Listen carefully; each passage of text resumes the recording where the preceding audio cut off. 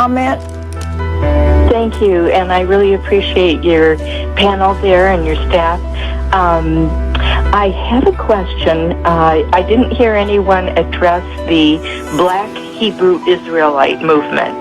And since you're talking about the animosity and the different groups that are rising up, not only against Jews but against Christians, I wonder if anyone there on the panel, John and Josh especially, if you know about this movement and if you can elaborate on it a little bit, because I do know a little bit about it.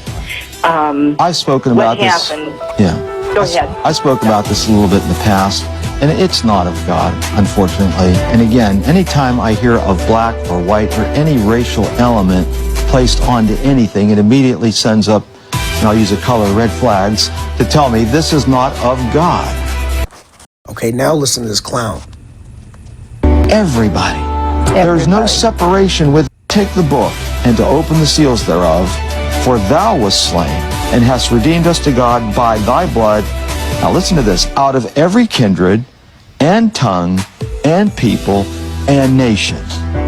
Everybody. There is no... Not Edomites. Edomites.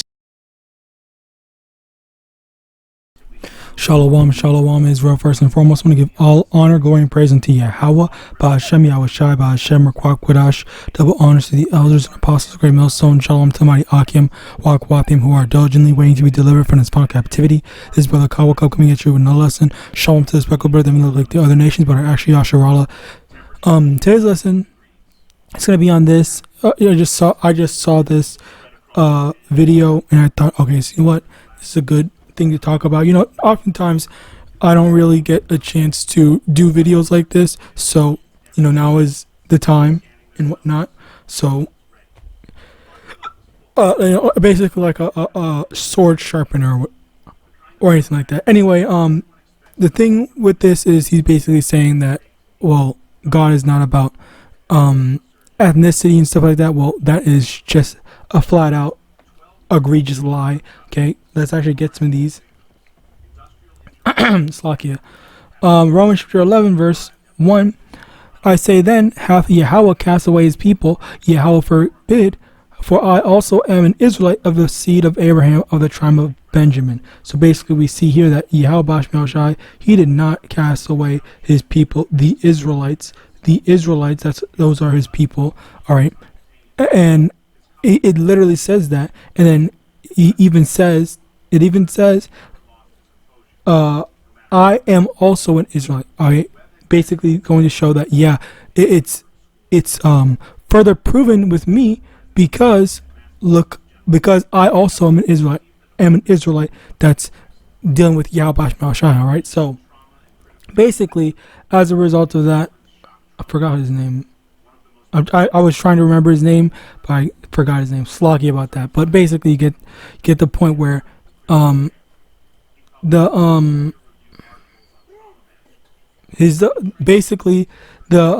Lord is still dealing with Israelites. All right. Further along the line, I want to get this, Matthew 7 verse 3. And why beholdest thou the mote that is in thy brother's eye, but considerest not the beam that is in thy own eye? So this is in regards to the hypocrisy, where you have these people that are always saying, well, that's the thing. That's the thing about this. They always have 1,000 things to say about us Israelites, and when we talk about the scriptures, but let it be someone else talking. Let an Edomite say, we're the children of Yahawadah, and then not everyone is crickets, as they have been crickets this entire time. No one wanted to correct, say anything, or go into why that is not, that's they're wrong or something like that, or why the Bible or the Lord is open to everyone until the Israelites go in. And that's how things have always been, where I don't even think, like, I have to watch what I say, but basically you get the point where this whole debating and all that stuff has only happened because the Israelites are on the scene now. All right, which leads me to this. Romans chapter 13, verse 11, and that knowing the time, that now it is high time to awake out of sleep, for now is our salvation nearer than when we believed. Okay, so salvation is so much closer now compared to ever, not just because of time, but because we're actually seeing that, okay, the people are waking up. The Israelites, more specifically, the elect, even more specifically, are waking up and are realizing that, okay, what I see who I am, I know who we are, we know who we are, we're doing this, we're taking all the precautions, we're returning on to YAHAWAH. So as a result, that this is who we are, this is what we're doing, and the signs for when the elect are sealed, the last of the elect are sealed, that's when, okay, this is time, this is the time, this is our salvation. All right, this is the signs of our salvation. All right, this is where we see that it's time to get out of this kingdom. All right, so continuing on, Habakkuk chapter 2 verse 3, for the vision is yet for an appointed time, but at the end it shall speak and not lie, though it tarry, wait for it, because it will surely come, it will not tarry. And this is the thing where I'm watching what I'm saying, but I'll say Micah chapter, I think it's 4 verse 1 to 3, basically, where I'm not going to say it, but you can go and read that, and hopefully you'll be able to extrapolate what I'm trying to get at. But anyway, the main thing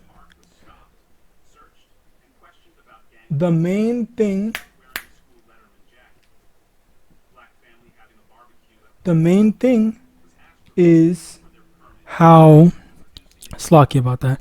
The main thing is how, for people and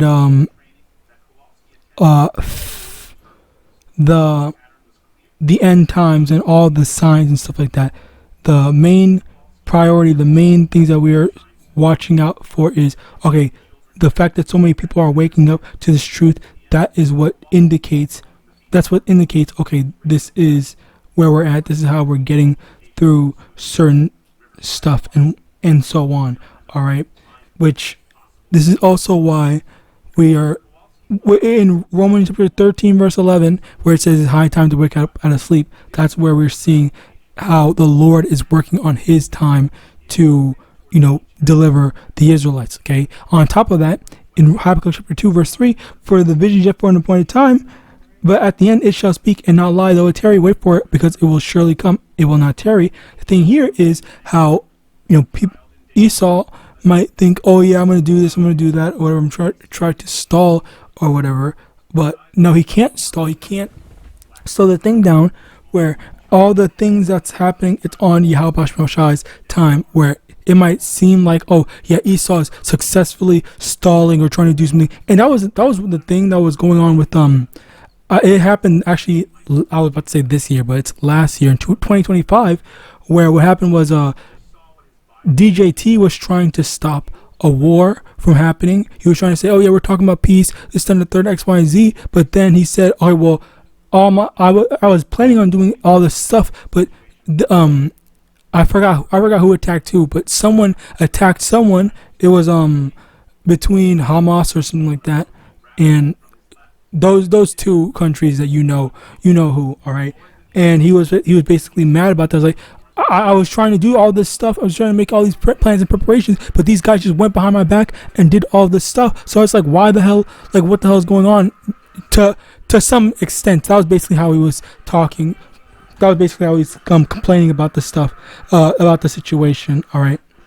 But yeah, that's basically what's going on. And even as Esau is making all these different plans and stuff like that, his plan doesn't mean anything, because Yahawadah can just put the spirit on someone to go and do whatever, despite Esau's planning. Okay, so next, 2 Corinthians 2 verse 11, lest anyone should get an advantage of us, for we are not ignorant of his devices. And that's the thing where you see in these devil's tactics how they speak on this and stuff like that, where they, I always say this, they use emotional tactics in order to, which is a very common thing that pastors do in general, where rather than actually address points directly. What they do is, which I've seen it work on so many people, like it's like a cheap trick, honestly, a cheap parlor trick, where they appeal to people's emotions, and people's like,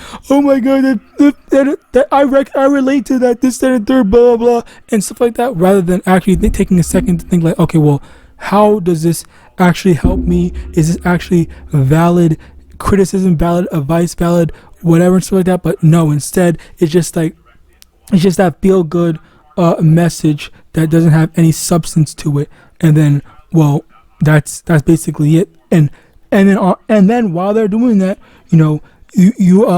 they get these people to feel guilty. All right, they get their congregation to feel guilty, and then give money to them. So they say, oh yeah, make yourself poor by giving to the church and whatever, and God's gonna provide for you X, Y, and Z, when you're just providing to a greedy ass demon. All right. Anyway, continuing on, Romans chapter 9, verse 1.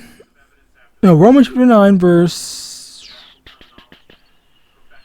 Yes, let me get verse 3. For I could wish that myself were accursed from Hamashiach, from my brethren, my kinsmen according to the flesh, who are Israelites, to whom pertain the adoption and the glory and the covenant and the giving of the law and the service of Yahweh and the promises, whose are the fathers, and of whom are concerning the flesh Hamashiach came, who is over all, Yahweh blessed forever. Amen. Basically, the Israelites are the one.